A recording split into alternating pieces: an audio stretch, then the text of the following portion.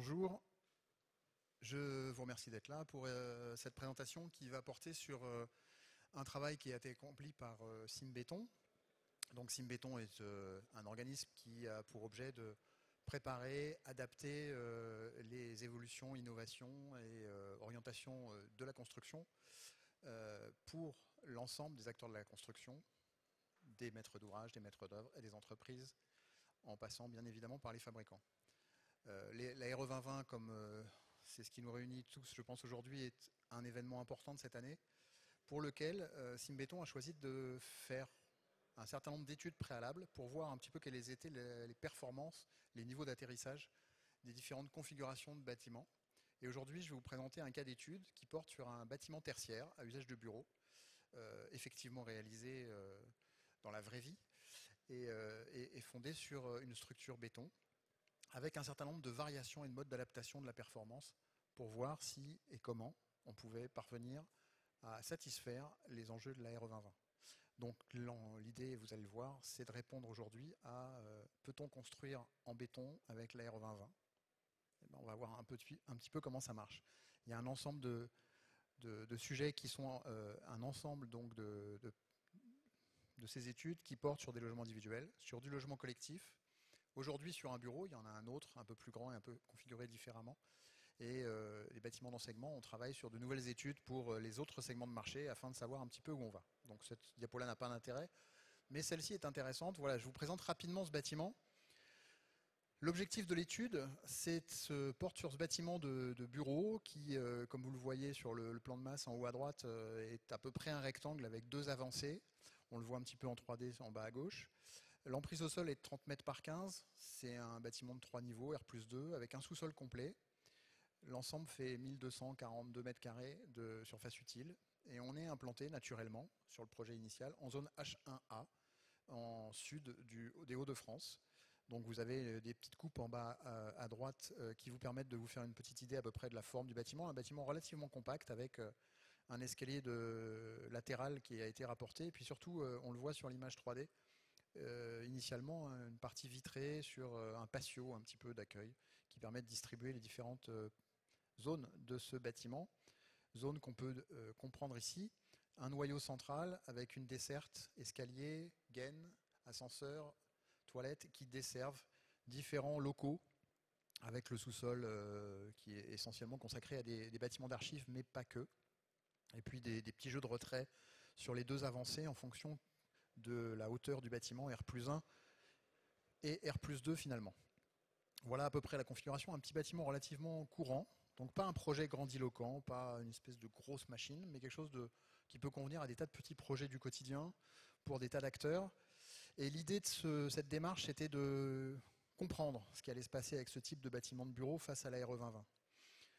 La structure ici d'origine est en béton. La surface de vitrage de 213 mètres carrés représente un tout petit peu plus de 15% de la surface utile. On est quasiment à 16. Et les prestations de base pour le bâti et l'équipement sont résumées sur le tableau de droite. Vous retrouvez le ratio de surface menuiserie. L'inertie a été choisie moyenne. La perméabilité à l'air est relativement convenable.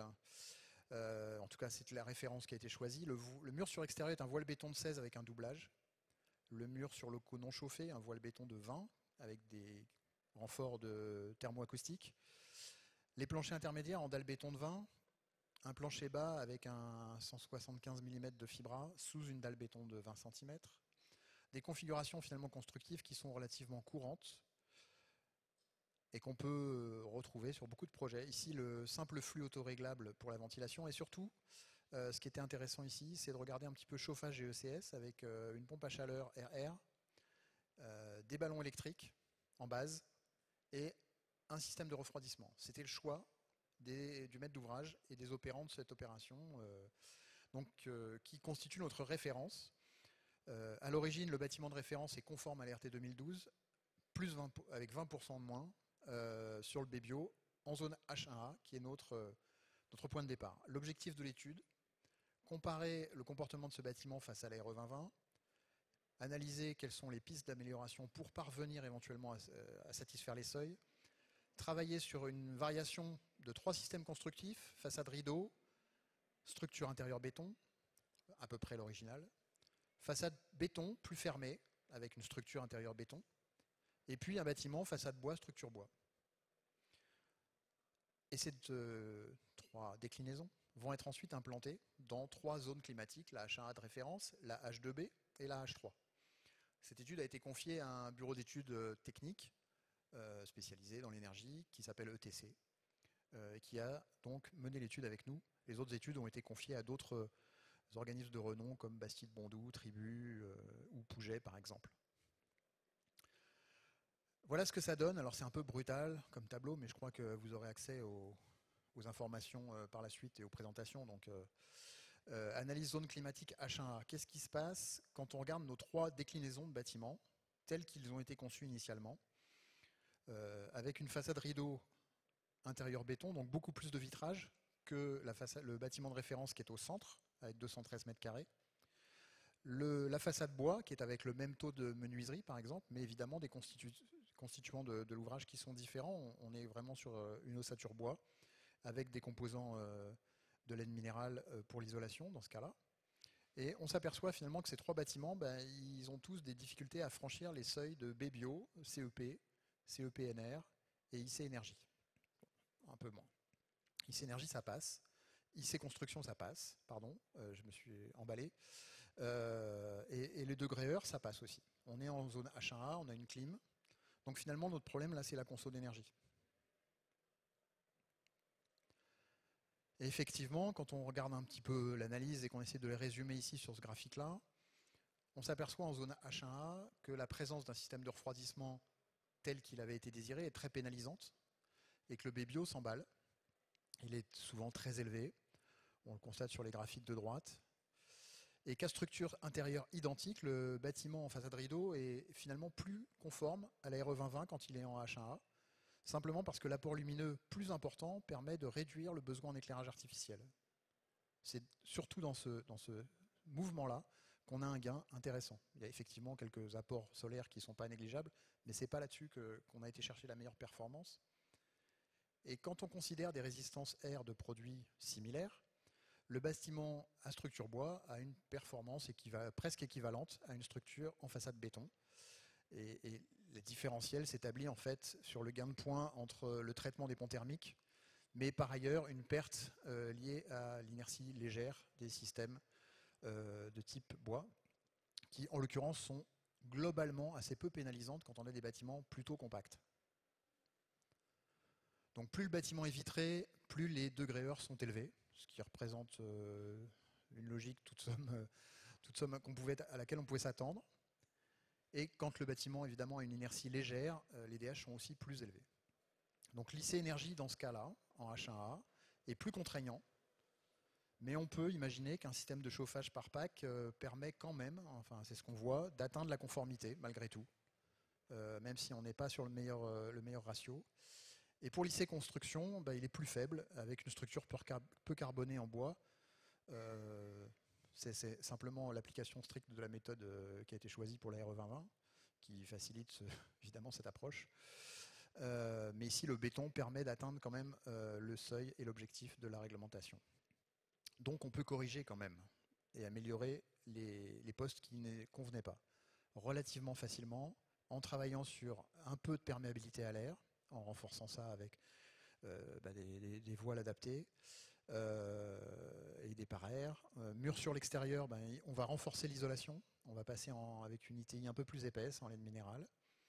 On va faire le même type d'effort et le même type d'adaptation en renforçant les isolants en fait, sur l'enveloppe des murs extérieurs, des murs sur locaux non chauffés, également sur les planchers ou les parties en terrasse qui sont exposées aux zones froides. Et on va un peu améliorer aussi la valeur de U de nos menuiseries, ce qui permet, en fait, en supprimant après le refroidissement qui n'apporte strictement rien en H1A, en fait, par un peu de confort, sensibilité de confort, ça n'a pas d'intérêt énergétiquement parlant. Ici, on arrive à passer très très bien les performances des BBio, CEP et CEPNR avec ce type d'aménagement. Donc c'est des aménagements finalement de bon sens, avec un peu d'études, qu'on peut très bien opérer sans difficulté majeure dans ce bâtiment-là. Et les renforts, vous noterez sans doute que le renfort et les augmentations ou les évolutions d'isolants permettent de garder quand même une performance IC construction qui est satisfaisante dans les 3 cas.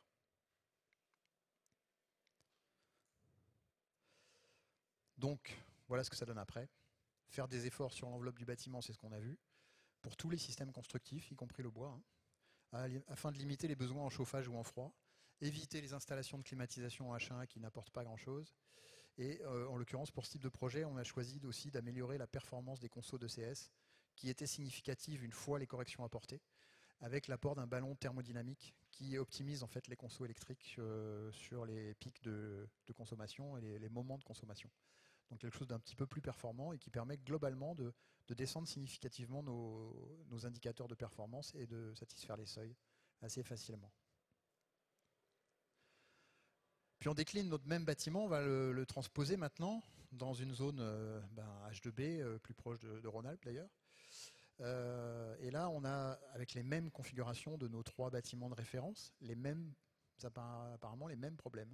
On a des difficultés avec le BBO, des difficultés avec le CEP, des difficultés avec le CPNR, qui ne franchissent pas, dans les 3 cas d'ailleurs, le seuil requis par la RE 2020 dans la Constitution telle qu'elle était proposée initialement. Donc dans ces 3 cas-là, il va falloir apporter des améliorations. On remarque aussi que les IC énergie, IC construction, eux, franchissent les seuils. Donc ici, là, dans ce cas de figure, notre problème est davantage énergie que carbone du point de vue de la RE 2020. On s'apercevra aussi que le comportement au degré heure est un petit peu moins bon qu'en H1A, mais ça n'a rien d'exceptionnel puisqu'on a des degrés jour qui ne sont pas les mêmes. Donc la logique des observations établies pour H1A finalement reste applicable. On a des valeurs de performance là, qui en BBio s'emballent un peu en passant l'indice 100. Et en fait, en complément de ce qu'on peut ajouter, c'est que la zone H2B est plus exigeante finalement que la zone H1 en termes de travail sur l'amélioration du bâti. Et pour les raisons d'apport solaire notamment, qui sont plus importants, on va observer un besoin en froid plus significatif évidemment qu'en H1A. Rien d'exceptionnel, beaucoup d'analyses de bon sens là-dedans. Et que cette hausse des degrés heure va entraîner des consommations de froid fictif dans le modèle qui va être un petit peu plus significative. Inversement, on a moins de besoin de chauffage. C'est toujours le même équilibre froid-chaud qu'on connaît déjà tous et qu'on a déjà tous pu observer. Donc un peu à l'image de ce qu'on a fait dans la zone H1A, on va améliorer la perméabilité à l'air, on va renforcer les isolations sur les parois d'enveloppe, murs extérieurs, murs sur locaux non chauffés, plancher courant et plancher surtout sur les parties froides, plancher bas sur locaux non chauffés et les terrasses accessibles ou non accessibles. Et également là un renfort de la partie menuiserie avec un renfort du U. Et cette fois-ci, par rapport à tout à l'heure, vous ne l'aviez peut-être pas bien observé, on ne s'était pas arrêté assez longtemps. Là, les ballons thermodynamiques sont changés dans les 3 propositions de construction, alors qu'il n'y en avait qu'un tout à l'heure qui était modifié. Et dans ces 3 cas-là, on a choisi ici de supprimer le refroidissement. Avec ces configurations et ces modifications-là, on passe de justesse. Le BBio, comme vous le voyez, il frôle. À chaque fois, on a un gain de 1, 0,5%. Ça passe tout juste, mais ça passe. Le CEP, lui, donne une marge de un petit 20%. Et le CEPNR, on est un petit peu en dessous des 10%. De la même façon, je fais observer que l'IC Construction, avec l'apport et les modifications constatées sur les équipements et les composants de construction, passe quand même avec une marge de 20%, voire 29% pour la version bois. Donc on est tout à fait en capacité de réaliser un bâtiment de bureau à ossature béton dans une région de type H1A ou H2B sans difficulté, sous réserve d'aménagement et de bon traitement de l'isolation par rapport aux usages. Faire des efforts sur l'enveloppe, logiquement, comme tout à l'heure. Les besoins en froid ici étaient assez pénalisants, donc avec une façade, dans le cas de la façade vitrée, donc il est recommandé de mettre des protections solaires en fait, qui sont une piste pour réduire ces problèmes entre l'hiver et l'été. On va réduire un peu certes les apports solaires, mais globalement ça a plus d'intérêt que d'inconvénients. Et pour ce type de projet, là, comme les consos de CS, encore une fois, lorsqu'on a isolé le bâtiment, lorsqu'on a modifié tout ce qu'on en a amélioré les menuiseries, eh ben, la consommation de CS proportionnellement prend beaucoup plus d'importance. Et il est recommandé de passer en ballon thermodynamique qui permet d'optimiser les consos électriques et de retrouver une performance de consommation. La zone H3, c'est plus compliqué. Parce que la zone H3, là, avec nos 3 bâtiments de référence du début, qu'on retrouve là, on va se retrouver avec des problèmes en BBio, on va se retrouver avec des problèmes CEP, CEPNR. Et puis quand on regarde un peu, on est en degré heure, on passe, mais on n'est pas très loin de la barre quand même. Donc là, ça passe en l'état. Mais il faut être vigilant sur ce confort d'été, qui peut lui-même être compliqué à traiter. Et donc là, on a un refroidissement qui était positionné hors le sous-sol, dans cette configuration-là, en version de base. Donc là, la logique de fonctionnement en H3 est évidemment radicalement différente. Chaque solution propose, dans ce graphique-là, de montrer un petit peu les performances du BBio, qui sont vraiment en dessous de l'objectif, du CEP, qui dépasse aussi l'objectif fixé en CEP max, et le CEPNR qui dépasse lui aussi. Donc, pour ce qui est des CEP, la version bois en l'état de base n'est pas trop éloignée des CEP max ou l'équivalent, mais le BBio pose problème. Donc, ce qui fait la différence en H3, ce sont les apports solaires, qui sont extrêmement importants et qui génèrent évidemment des besoins en froid extrêmement élevés pendant les périodes chaudes. Et ça, comment on va pouvoir le gérer? On va pouvoir le gérer notamment par des gestions de rafraîchissement, par des gestions d'ombre portée, par un certain nombre d'aménagements sur le bâtiment. Et le seuil ne pourra être conforme en fait avec cette version de base que s'il est doté d'une climatisation qui est très performante, mais aussi assez consommatrice. Donc comment on peut finalement réfléchir à une optimisation pour améliorer le comportement global? On peut travailler sur la perméabilité à l'air, là aussi, évidemment, et on peut travailler sur l'isolation du bâti en créant un peu plus d'inertie, en créant un meilleur confort, en travaillant sur aussi des ballons thermodynamiques, et évidemment en gardant le système de refroidissement. Donc des évolutions qui sont similaires à ce qu'on avait fait sur les autres bâtiments. On va retravailler un petit peu plus les épaisseurs de parois, on va travailler un petit peu plus les épaisseurs d'isolants. On va essayer de retrouver un petit peu de comportement inertiel. Et en travaillant simplement avec ce type d'approche, on peut passer les barres des BBio, d'ailleurs un petit peu plus confortablement que l'on l'avait fait tout à l'heure, puisqu'on a, dans certains cas, entre 2,4 et 11,6 de gain par rapport au seuil. Le CEPNR, c'est un petit peu plus compliqué, on est là pas très loin de la barre, mais ça passe encore, et on est toujours à un gain de 20 à 30%, plus de 20% et à plus de 30% pour lycée construction, une fois ces apports effectués, et ces modifications d'équipement et de composants effectués. Voilà, donc c'est possible, mais l'approche doit être évidemment adaptée, et tout particulièrement quand on est en zone H3. Faire des efforts sur l'enveloppe, parce que de toute façon, isoler, c'est garder la calorie ou garder la frigorie du bon côté de la paroi. C'est des principes évidemment énergétiques qui sont essentiels, mais qui sont pas, voilà, qu'il faut essayer de garder à l'esprit en permanence. Et surtout, travailler les apports, le traitement des apports solaires, avec un certain nombre de protections, avec des casquettes, avec des parois d'inertie. Des fois, on parle de brise-soleil, mais des fois, une bonne casquette un peu épaisse avec de l'inertie peut elle-même apporter une ombre portée. En fait, j'ai envie de dire, si on utilise le bon sens de nos anciens et qu'on regarde comment étaient faits les bâtiments d'autrefois, et quand je dis autrefois, il faut des fois reculer un peu, souvent ils faisaient ce genre de choses. Vous avez souvent des couloirs ou des débords de toiture dans les bâtiments anciens en l'arc méditerranéen qui permettent d'avoir une ombre portée qui fait en sorte que le soleil ne frappe pratiquement pas la façade, du moins pas en été, quand il est plus haut dans le ciel. Donc vous n'avez pas d'échauffement, vous avez l'échauffement sur le sol dehors, mais vous n'avez pas d'échauffement sur la paroi, donc vous n'avez pas de restitution de cette paroi chaude à l'intérieur.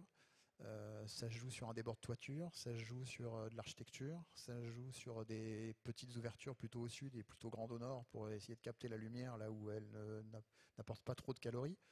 Enfin, finalement, beaucoup de bon sens là-dedans. Et quand on applique le bon sens, la RE2020, elle marche bien.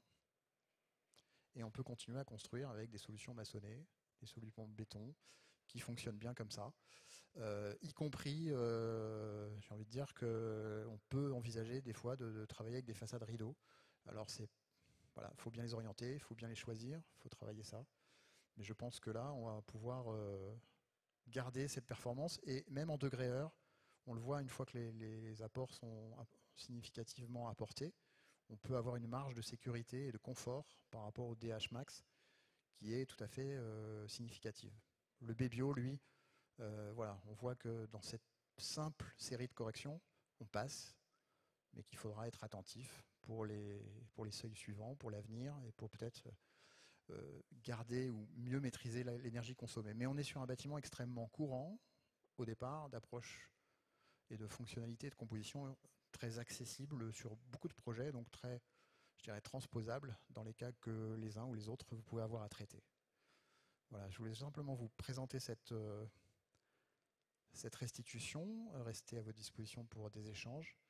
Et le cas échéant, nous pourrons, hors cette salle, à toute occasion, rééchanger sur les autres études que nous avons menées, notamment sur la boîte à outils que Félicien Thiou a présenté ce matin, pour ceux qui ont pu l'écouter, dans une des salles ici, qui permet de repérer un petit peu mieux les performances et comment on peut optimiser la construction béton et le lot gros œuvre avec des solutions béton et satisfaire la RE 2020 du point de vue carbone.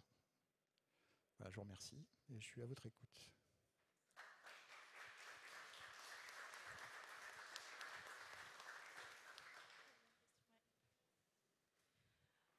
Bonjour, merci de la présentation. Vous parliez des casquettes par rapport à la protection solaire. Est-ce que vous avez joué aussi avec l'orientation du bâtiment? Parce que les casquettes, ça marche bien face au sud, mais l'est-ouest... Là, on s'est mis dans la situation critique, en fait. On a repris la même orientation. Donc, sur le bâtiment que vous avez vu au tout début, la petite, voilà, la partie vitrée qui était entre les deux petites extensions était plein sud. Donc, on a simplement repositionné le bâtiment comme il l'était sur le modèle d'origine, si je puis dire. Donc, cette grande façade vitrée, ou cette partie vitrée, était plein sud. Donc, on a essayé de traiter, voilà, sans tricher, si j'ose dire. On n'a pas essayé de tourner le bâtiment en se disant, si je le mets au nord, ça va aller mieux. Ouais, mais c'est l'est ou l'ouest, en fait. La casquette, ça marche plus en est ou ouest. C'est l'est ou l'ouest, oui. Mais voilà, on a juste posé le bâtiment comme il était sur le modèle. Voilà, on n'a pas fait les variations là-dessus. Mais je retiens votre idée. C'est intéressant. Non, ça marche moins bien en est-ouest puisque le soleil, le soir, il est plus bas et la casquette, elle est inutile. Et la casquette est moins utile, oui, ça c'est sûr. Ouais. Ouais. Mais il y a moins d'apport solaire quand vous êtes à l'ouest le soir ou à l'est le matin que quand vous êtes en plein sud à 12 heures aussi. Je ne dis pas qu'il n'y a pas d'effort à faire. Hein. Mais un beau coucher de soleil, quand même, c'est sympa un peu. Oui. Une question. Le choix de la solution ventilation simple flux, c'était... C'était la solution de base sur laquelle on n'a pas essayé d'aller au-delà. On est passé en micro B, voilà, après c'est tout. Voilà, simplement RT 2012, moins 20%, c'était leur objectif. Ils ont mis un système relativement simple. On a pris le cas d'étude tel qu'il nous était proposé en fait, et tel qu'il est. Voilà, on n'a pas challengé cet aspect-là particulièrement.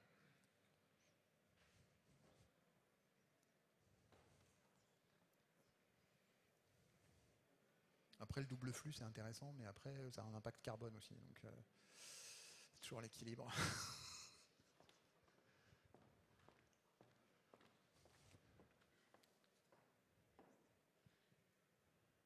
Est-ce que vous avez essayé de jouer un petit peu avec les facteurs solaires des vitrages ou avec des protections solaires Alors, les protections solaires, oui, par des... Ouais. Oui. Et avec la gestion des protections solaires, automatisation ou pas du tout? Pas sur cette étude-là. On l'a fait sur d'autres études. Ça montre que bien souvent, quand il y a un système d'automatisation, le résultat est meilleur du point de vue du calcul de la RE 2020. C'est souvent plus performant. Je dirais que là, il y a peut-être un aspect de méthode qu'il faut voilà, c'est comme ça. C'est la méthode de calcul. J'ai envie de dire, bon, personnellement, je suis interrogatif à ce sujet. Voilà, je vais rester comme ça. Euh, mais je pense qu'il y a des tas de choses qu'on peut faire. Alors, dans les bâtiments de bureau ici, le plus logique, c'était des BSO, des casquettes, voilà, des choses de ce genre-là. Si on est sur du logement, on va plus peut-être travailler sur des persiennes, sur des volets pleins qu'on peut fermer. Évidemment, les volets roulants, il faut les étudier parce que c'est inévitable.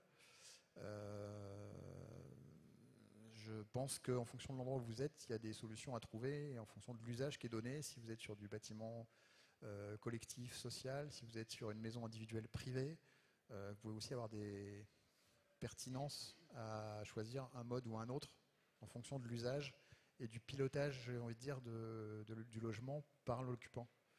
Je pense qu'il faut se projeter. On est en analyse de cycle de vie dans tout ça, hein. Donc c'est intéressant de penser exploitation aussi, je pense. Alors, voilà. Je ne sais pas si j'ai répondu à votre question en fait.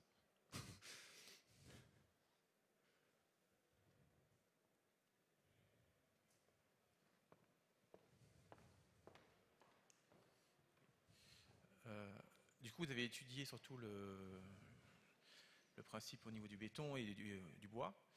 Et au niveau de l'étude de base, pour les autres lots type non gros œuvres, Ouais. est-ce qu'il y avait quand même déjà un peu une sobriété carbone qui était posée sur ce projet-là ou pas du tout? Alors, là, c'est pas effectivement ça, c'était pas l'objet de le présenter comme ça, mais globalement, on est sur un tiers, un tiers, un tiers. Un tiers d'infra superstructure, gros œuvres, un tiers d'équipement et un tiers de lots, je veux dire, architecturaux, second œuvre, Oui. etc. Voilà, en gros. Mais On retrouve à peu près ce découpage. Mais du coup, pour l'étude, est-ce que ces lots architecturaux et lots techniques ont été un peu déjà, on va dire, Alors, les lots sobres? Non, ils étaient. Par rapport à ce qu'on a pu voir, autant que j'ai pu. Non, ils sont moyens. Je ne vais pas répondre. Voilà. Ils n'ont pas été améliorés. Il n'y a pas de performance particulière qui a été recherchée. On a vraiment pris le bâtiment comme il était, proposé et construit pour satisfaire le maître d'ouvrage. Il y avait un certain nombre de performances ou de fonctionnalités qui étaient recherchées par le maître d'ouvrage, auxquelles qu'on a pris en compte et qu'on n'a pas du tout cherché à challenger. C'est le client qui demande. Après, vous savez évidemment que les lots techniques, entre la présence ou non des PEP, les données forfaitaires ou pas forfaitaires, je ne parle même pas des DED qui sont là pour boucher des trous dans les raquettes. Voilà, vous pouvez avoir des scores qui sont extrêmement peu favorables. Ici, on avait on était dans une espèce de moyenne flottante, ni performant ni désagréable.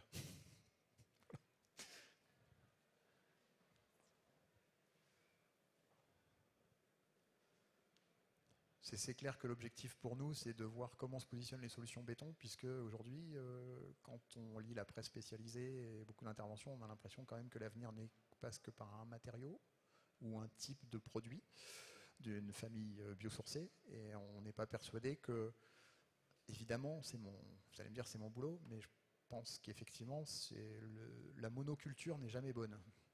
Voilà. Et ne satisfait en rien les questionnements qu'on a à résoudre.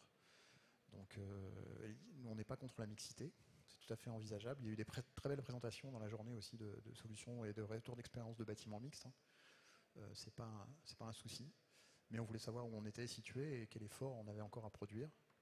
Et pour ce qui nous concerne, on a encore 2022 ça passe, 2025 il faudra qu'on travaille plus globalement encore, mais on n'est pas trop inquiet sur le fait qu'on peut y arriver, parce que tout ça, c'est avec des produits disponibles hyper courants.